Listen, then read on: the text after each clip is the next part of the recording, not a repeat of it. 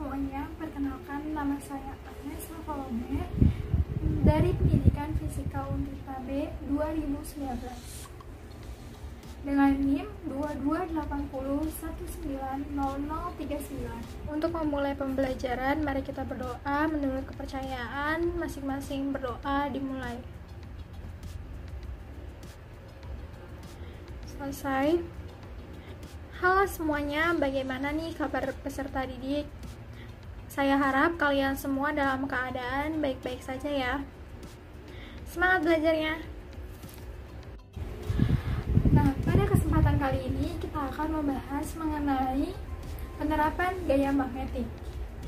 Tujuan dari pembelajaran kali ini adalah setelah mengikuti proses pembelajaran, peserta didik diharapkan dapat yang pertama, mengetahui penerapan gaya magnetik. Yang kedua, menyebutkan penerapan gaya magnetik dalam kehidupan sehari-hari. Yang ketiga, memahami mengenai cara kerja gaya magnetik. Sebelum kita mulai ke videonya, kita lihat dulu fenomena fisika yang satu ini. Kita akan melakukan percobaan ini. Kita putar kumparannya. Apakah dia akan berhenti? Oh, ternyata tidak. Bagaimana fenomena ini dapat terjadi? Kalau kalian penasaran, yuk kita tonton dulu video pembelajarannya.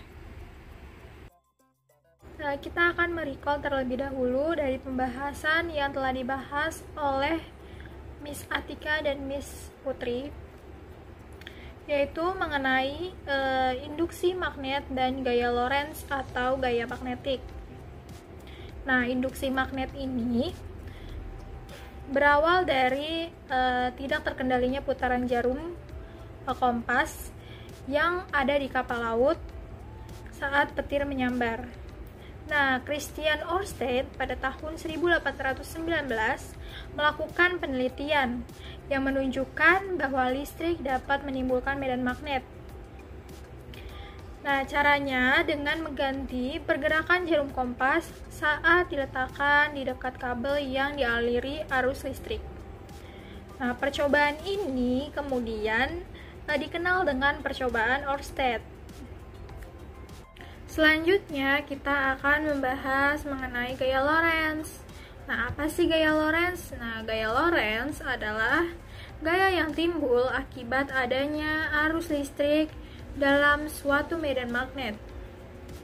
Jadi, jika kita memiliki suatu benda yang konduktor berada di dalam medan magnet, kemudian kita aliri benda tersebut dengan arus listrik maksudnya, maka akan timbul suatu gaya yang mampu menggerakkan benda tersebut. Nah, itulah yang disebut dengan gaya Lorentz. Nah, di sini ada gaya Lorentz di segitiga nih. Ada F di atas dan B, I, L di bawah. Nah, gaya Lorentz itu pada umumnya berumus F sama dengan B dikali I dikali L, namun jika ada sudut maka dikali dengan sin theta. Nah, F itu apa sih? F itu adalah gaya Lorentz dengan satuannya Newton. Lalu ada B, yaitu medan magnet, satuannya Tesla. Lalu ada I, kuat arus listrik, satuannya ampere.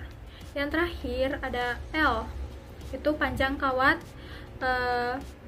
berarus yang masuk ke dalam medan magnet dengan satuannya meter.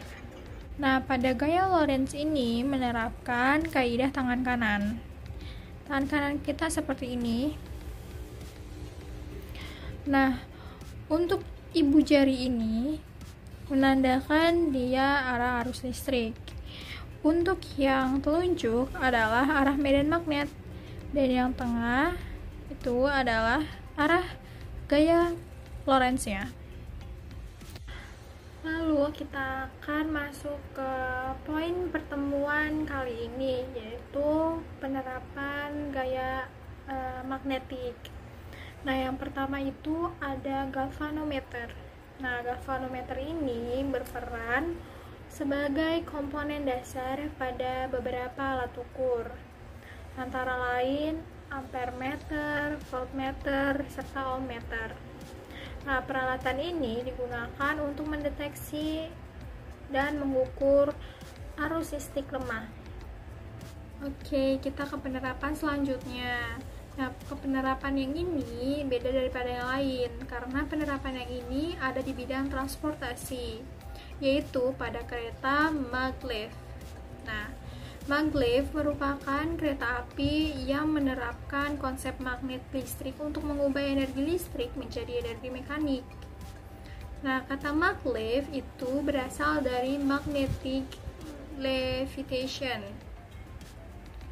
Kereta api ini dipasangi magnet listrik di bawahnya yang bergerak pada jalur bermagnet listrik. Nah, magnet tolak-menolak sehingga kereta api melayang tepat di atas jalur lintasan. Nah, gesekan kereta api dengan jalur lintasan itu berkurang sehingga kereta api bergerak lebih cepat. Bisa dibayangin kan? Nah, gaya magnetik pada kereta cepat maglev digunakan untuk menjalankan kereta maglev sehingga tidak terjadi gesekan antara rel dan kereta cepat maglev karena menggunakan gaya magnetik untuk mengangkat dan menjalankan kereta cepat tersebut. Wah, penerapannya mantap ya. Penerapan yang terakhir yang kita bahas hari ini yaitu adalah motor listrik atau kita biasa menyebutnya dinamo. Ya, dinamo lebih umum untuk kita ya. Nah, motor listrik adalah alat listrik yang digunakan untuk mengubah energi listrik menjadi energi mekanik atau energi gerak ya. Pada prinsipnya, sebuah motor listrik terdiri atas dua bagian, yaitu bagian stator dan bagian rotor. Bagian stator yaitu bagian dari motor listrik yang tidak bergerak. Pada umumnya terdiri atas magnet tetap. Nah, bagian rotor yaitu bagian motor listrik yang bergerak. Nah, pada umumnya terdiri atas kumparan kawat yang dibelitkan pada jangkar. Nah, pada prinsipnya, sebuah motor listrik memiliki kumparan yang berada di dalam medan magnet tetap. Apabila pada kumparan tersebut dialiri arus listrik, maka pada kumparan tersebut akan bekerja gaya magnetik atau gaya Lorentz ya. Nah, arah gaya magnet pada sisi kumparan antara kanan dan kiri mempunyai arah yang berbeda sehingga membentuk momen gaya. Momen gaya apa? Yo, torsi, ya kan? Dengan demikian akan menyebabkan kumparan tersebut berputar.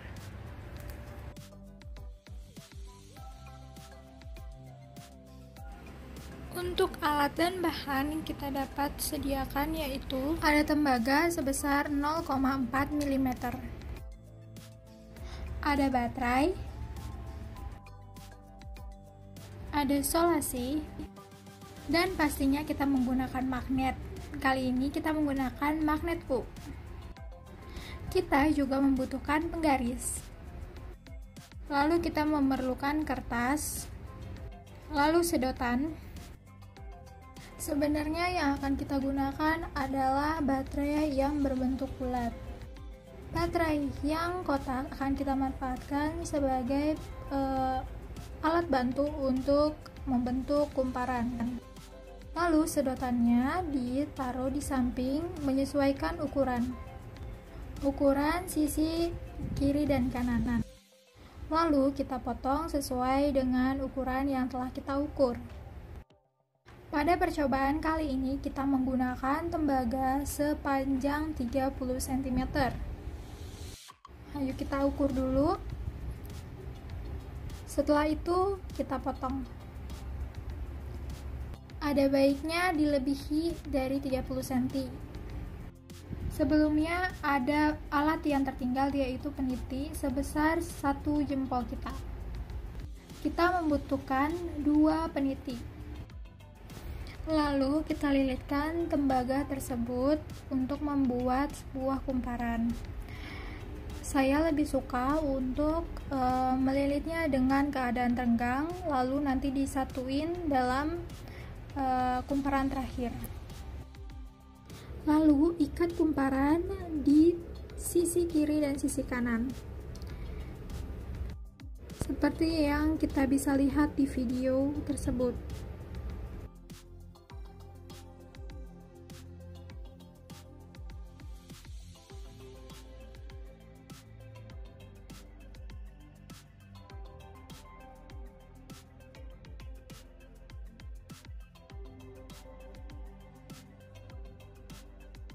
Setelah melilitkan di sisi kiri dan kanan, kita potong sesuai dengan ukuran.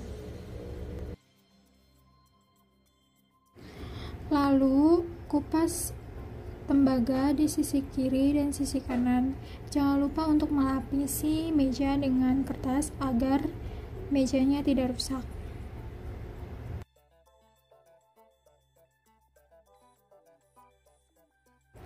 Lalu, rekatkan kedua peniti menggunakan solasi pada sisi kiri dan sisi kanan.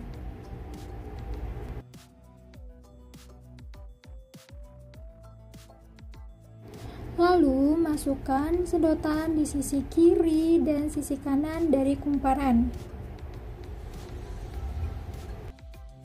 Lalu, kita masukkan kumparan tersebut ke peniti. Selanjutnya, kita dekatkan magnet tersebut. Lalu kita putar kumparan tersebut. Nah, bisa kita lihat ya bahwa kumparan tersebut berputar.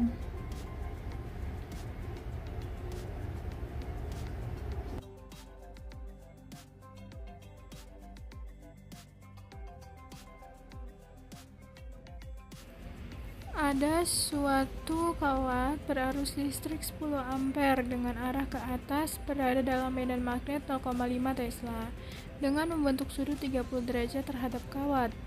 Jika panjang kawat 5 meter, tentukan besarnya gaya Lorentz yang dialami kawat. Nah, hal pertama yang akan kita lakukan yaitu menulis diketahui, yaitu ada arusnya 10A dan medan magnet 0,5 Tesla dan sudutnya 30 derajat. Lalu ada panjangnya itu 5 meter. Yang ditanya itu gayanya, berarti F ya.